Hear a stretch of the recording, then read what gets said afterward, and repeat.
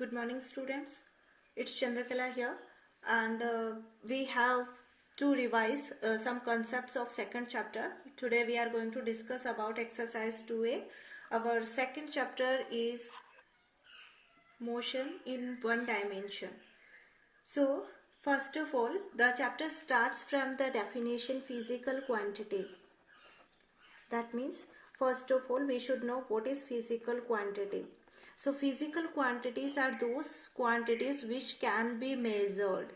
They are known as physical quantity. That means with the help of any instrument, if we can measure that quantity, that is known as physical quantity. That means all the quantities which we study in physics are physical quantity, because in physics we deal with the units and measurements. That means mainly we deal with the measurements. So, the functions and the things which happen in the universe, we try to get a calculation of it to represent it practically. So, that is physics. So, in physics, we study about physical quantities. Physical quantities are those quantities which can be measured. Now, physical quantities are of two types, that is scalar quantity and vector quantity. Scalar quantity, and second one is vector quantity. So then, what are scalar quantities? Those quantities, I'm writing in short, I hope you will understand. Scalar quantities are those physical quantities which has magnitude. And you know, magnitude include two things. Two things means one is the numerical value and another one is the unit, because in physics we cannot work without unit, and that is the reason you have to be very careful and you are checking. If you are not writing unit, or if you are writing wrong unit, you will lose half mark. That means 1 by 2 mark of the total mark just for unit, because here we measure the quantities. So unit is very important part of physics. So we will have a numerical value and a unit. For example, if you say 5 kilometer, then here you are having one numerical value and you are having a unit. This unit is important because it tells us about the type of quantity. For example, if I have written here kilometer, you will say, okay, ma'am is talking about distance. If instead of kilometer I will write kilogram, then you will say, okay, ma'am is talking about mass. That means some object. Ma'am is talking about mass of any object or any material or anything. That means this unit is very important because it gives us information about that quantity. What is that quantity? What kind of quantities? So that is why it is like that. These are known as the scalar quantities. Many examples of scalar quantities are given in your book. I hope all the examples you have understood. If something is there, frequency, angle, these all things are there. Power, you know, work, energy, volume, speed, temperature, potential. Yes, gravitational potential and electric potential, that we will study in electricity, that means in current, electricity, and in gravitation in detail, but still I will give you some idea.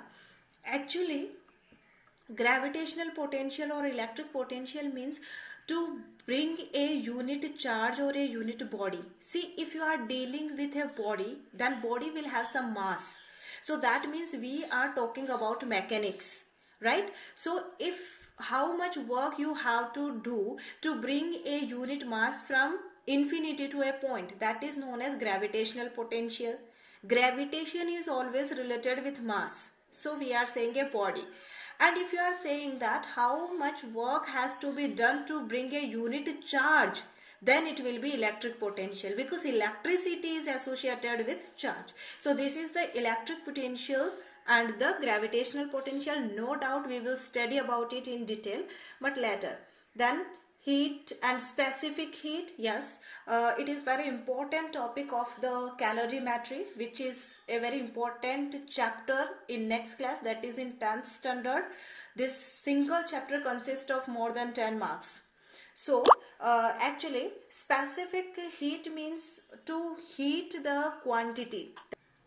So it's the heat required to raise the temperature of a specific mass. As the name indicates, specific means limited, specified, and heat means the amount of heat. That means the amount of heat energy required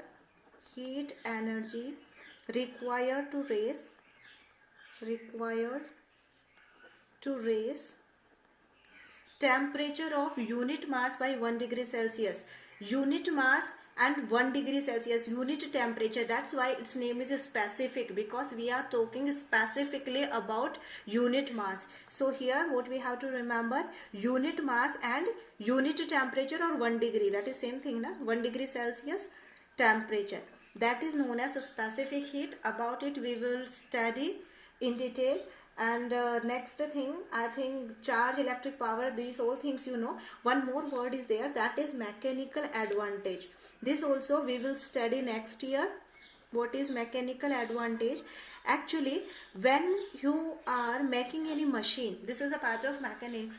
When you are making any machine, then if you are making it to raise some load means any object which is having weight. So if you want to raise it, then there will be two factors. One is that particular object will have some weight, and obviously you will have to apply some effort. So that load upon effort, load means how much weight of that object is there and how much effort for that. That means how much force you will have to apply. That is known as mechanical advantage. This is a very important topic and factor of any machine. So when we will study about machines in next year, then we will discuss the mechanical advantage and velocity ratio. So that is the mechanical advantage. At least you have to remember 2-3 examples. Even if the definition will be asked, you will have to mention 2-3 examples. And the next thing is vector quantities. So we know that vector quantities are those quantities which have magnitude as well as direction. That means it will have a numerical value and a unit, sure, and then direction. That means in a particular direction. For example, in east direction, in west direction, in south direction, that is known as vector quantity. For example, if your friend is saying that, okay, my home is 5 kilometers from St. Mary's, you please come to my home. Will you be able to go there? No, because you don't know in which direction you have to go. You can go in any direction from St. Mary's. So it's not possible. In that condition, you will not find his home. Sorry. So in that means some quantities are here in which we need direction definitely. So those quantities are known as vector quantities. For these also some terms are given here. So acceleration, momentum, force, moment of force. This is one new word.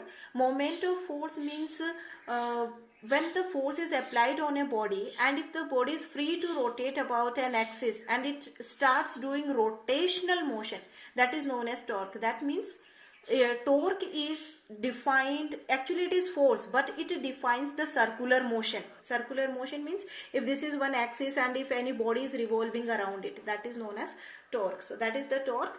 Impulse, that you know. Weight you know. Temperature gradient, yes, this is one new word.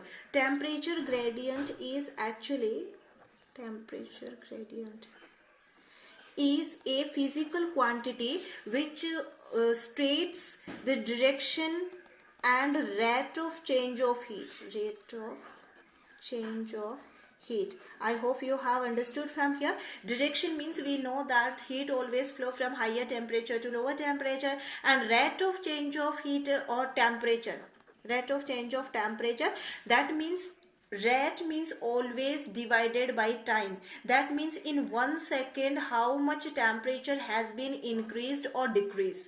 That is known as temperature gradient. That means it tells us that for a particular body how much increase in the temperature is going on or how much decrease in the temperature is going on, or heat is flowing from which direction to which direction. Electric field, you know that around any electrical charge there is one imaginary field, as we are having in magnet. You know that magnetic properties, magnetic attraction and repulsion can be felt in some space around the magnet. right? That means if you are having two magnets, suppose here you are having one magnet, here you are having second magnet, this is north pole, this is south pole, this can be north pole or this can be south pole, this can be south pole, this can be north pole. When you bring this magnet towards this magnet, then in this area, without touching or without going very close to magnet, here itself you start feeling repulsion. And when this is your south pole, then at this point away from the magnet also you feel an attraction towards the magnet. That means around this magnet there is an imaginary or virtual field. Up to this level, this magnet can attract the things or it can repel the things. That means this imaginary field around the magnet is known as magnetic field. Similarly, if it is charged, then one imaginary field around a charged body is known as electric field. So these are the electric field and magnetic field. And one more topic is there. Next word is dipole moment. So this is also new word for you. Dipole moment. Di means you know two, pole means poles. That means two poles. These poles can be the poles of magnet. That means two poles of magnet or two charges, but they should be different. Poles also should be different. That means a combination of two different charged particles or combination of two opposite poles of the magnet. That is actually known as dipole. And in higher classes we will calculate value for dipole. That means they are made up of two charges, but they should be opposite. Two opposite charges or two opposite poles. That is known as dipole, and it is generally represented by mu. And if you want, you can remember its formula, but it's not necessary now. You will read it about it in higher classes. Del is charge on the body and d is distance between them. And since it is charge, so its unit will be coulomb, and this is distance, so it will be meter. So coulomb meter will be its unit. But these things are not important for us. What we have to remember, dipole is the combination of two opposite charges or two opposite poles. That is known as dipole. Now, as much as possible, I have discussed something about these new words, and these old words, they you already know. Next thing is, we are going to study about one dimension motion. So before that, there are two words. One is motion and one is rest. So rest means actually stationary. That means if the body is not moving, then that is known as stationary, but with respect to surrounding or anything, with respect to any object or surrounding or with time.